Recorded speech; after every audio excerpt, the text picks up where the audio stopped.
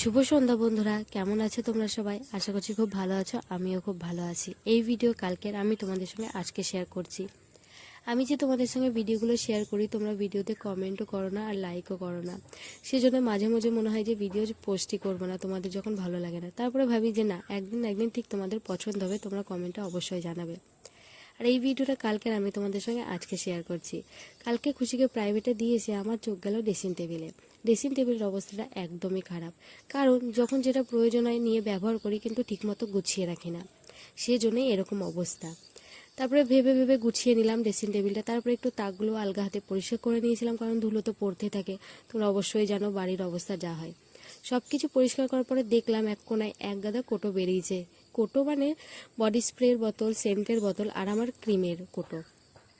এর মধ্যে এরকম অনেক জিনিসও ছিল যেগুলো এক্সপায়ার হয়ে গেছে, কিন্তু আমি ব্যবহারই করিনি।